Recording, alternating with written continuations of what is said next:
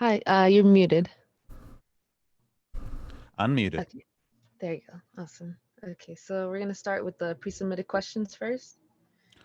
And the first one comes from Declan from Upcomer. What was your personal highlight and low light for your team this season? I think the highlight was finally getting to see the season underway. I know a lot of people came in expecting us to start slow after a big roster change and a big change in coaching, but the practice before season was promising. The mood in the camp was really positive. So I came in thinking that there was a chance we could hit the ground running, but you never know, right? When you make such big changes. So to see the early momentum, to see the group coming together, to see a lot of our issues from spring far in the rearview mirror, and previous weaknesses made into strengths, that was obviously to me the highlight. Um, Low light, I think, is pretty hard. Um, I would say that obviously, recently with some of the losses stacking up, we've had to kind of examine some of our flaws. You always want to play to your strengths, but I think as metas change, you also have to reflect on the things that your team doesn't do so well. You can't just be the one note team or the two note team or just keep a momentum riding the whole time. So obviously, after a loss to TSM and kind of some of our recent struggles, definitely confronting issues is the other side of the coin, but I wouldn't crown it a low light. I think this season is exactly what we wanted as a reaction to the struggles in spring, where the problems were apparent but no solution was out there. I think we have solutions to our current flaws, and that's what we're working on. Okay, next question comes from Nick Ray from Upcomer as well. Who is the strongest team other than 100 Thieves going into playoffs, in your opinion? I think for a long time that was pretty unclear. This was definitely a season where most people on the outside and even people on the inside were pretty guarded about who was good and who wasn't. If you're asking me today, 30th of July, I would say that I think Cloud9 are the strongest team right now. They seem to have quite a lot of momentum, both in front of the cameras, but also kind of what I've been seeing from them in the background as well. So I think it's one of those things where they lost the benefit of the doubt for a lot of people and completely understand that. But yeah, potentially a playoff spot incoming for them. Okay, next one comes from Nick Invin Global. How do you think action will change the meta? And does the best of five format make him more or less valuable in any way? I think obviously there's a little bit of moot point here because action is disabled for NA and EU. But I would say that the thing that I see when it comes to a champion like that, which theoretically could have been enabled starting next week, preparing it, understanding it, and being ahead of the meta on that sort of champion that I think buys you a game one victory in a best of five. It's kind of unlikely that if he was open, anyone would be banning it straight up unless there was like a huge swell of momentum in scrims or a huge amount of solo queue games, and then potentially buys you ban flexibility for the rest of the series. Because if the enemy has to ban a new champ based on one game, then it can really accentuate some of the strategies or champions you didn't think you'd get otherwise. So it's kind of the vibe you see there. Like any champion with a revive is going to have interesting properties, but it's going to have to be a wait and see for worlds, I guess, from our POV. Okay, next question comes from Joseph, One Esports. What is the biggest improvement you've made as an individual and as a team in summer? So for myself as an individual in summer, I think it's always kind of consistent learning rather than just a summer thing, but it's just about hiring people for roles and trusting them to be the ones to take on projects and see them through rather than trying to micromanage things. There's always that tendency when your job's your life, which is a bit how it is for me, to over involve yourself. So trying to find the balance and really empower the pieces to reach their maximum potential rather than micromanage has kind of been my change in approach. It's been a consistent learning for me.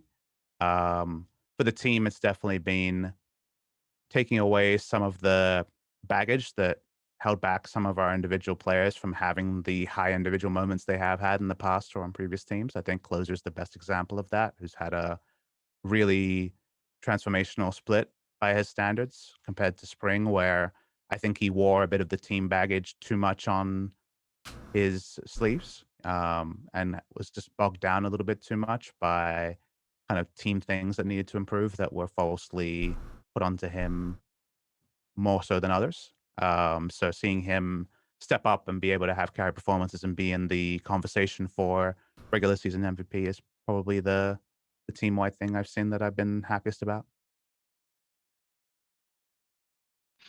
Okay, thank you. That wraps it up for the pre-submitted questions. So we'll open up the floor to live questions. Mhm. If you have any, please raise your hands and I'll call your name. Dion, you can go first. Hey, Papa. I kind of wanted to get your thoughts on, has the team felt, because you've been the consistent piece along with Someday over, the last couple of years, has the team felt different knowing the fact that they're coming into this playoffs as favorites and not as underdogs with high potential? I think that particular moniker is not something that's changed things.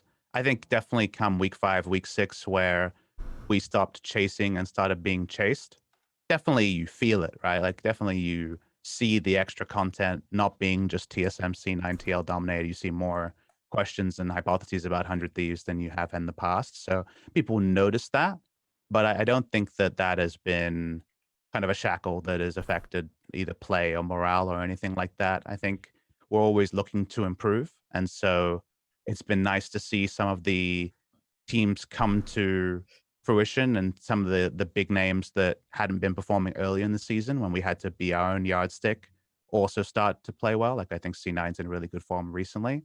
And I think it's just motivational, to push us forward and have great opposition both in scrimmages and on stage. So I think it's definitely been different, right? For a year and a half outside of the brief time around lock-in, we haven't been firmly in the eyes. So it's been kind of nice to see some recognition for the good things we're doing, but obviously results like today suggest that we still have plenty of work to do as well. Thank you. Faisal, you can go next. Hello, PapaSmithy. I was wondering, there's a lot of conversation around the community about closer for MVP. I was wondering if that conversation had infiltrated the team and what that was doing for the team. Like, was it boosting morale, or was there some kind of like pushing it down, focusing on the game kind of conversations going on? I mean, Closer's a very front and center kind of personality. Like he likes to be bombastic. So, you can't miss public conversations about things like MVP. And I think he would love to win it. Obviously, we had kind of the scenario where 4 of our members, maybe 5 of our members were in the conversation for MVP for a lot of the split. And it was going to take something special to open up distance. And probably the Olaf performance last time out was what did that for Closer. So I think, yeah, it's like a morale boost. It's a meme. It's the jumping off point. There's no vanity around the group, like there's definitely no I'm doing this for myself kind of things. But if the community anoints you as a front runner, then you make sure everybody knows about it and you smile about it and you use it as another motivational tool.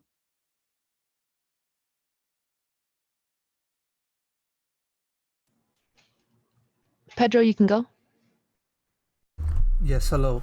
You mentioned the lowlights in your first answer of the team experiencing their recent losses in the past couple of weeks, and so I'd like to know what is the team's mentality heading into those last 2 games of this week and also into the playoffs.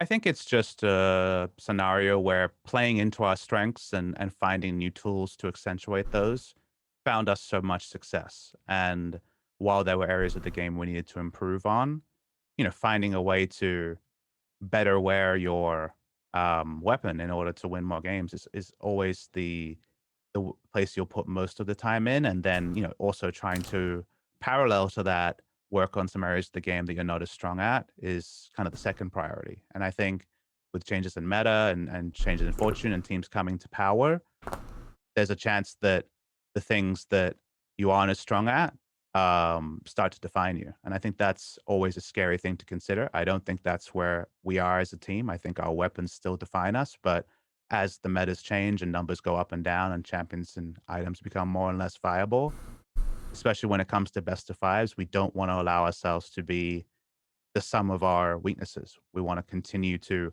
work on those and sand any of those edges down while continuing to work on our strengths at the same time. And I think the balance in the last couple of weeks has been something to tinker on, and it's not something we had to contend with earlier in the season. So it's very much a time for reflection and improvement. And the thing that I can focus on the most and the coaching staff can focus on the most is making sure that the environment that didn't get, there weren't egos when we were winning. And we want to make sure that there's no kind of like the reverse of that when we're losing. And the fact that I can still come in and see attentive faces and effort put into working on weaknesses rather than just playing to our strengths has been great to see. But just because that effort is there doesn't mean that it comes together in a best of one on stage. So that's the thing that kind of we're working on, and it's hard work, and it's 2 steps forward, 1 step back at times, but it's all in service of best of fives, and the best of fives are coming soon. All right, thank you. That wraps up the time for this scrum. We really appreciate you answering our questions. Thank you very much. Have a good day. You too. Bye-bye.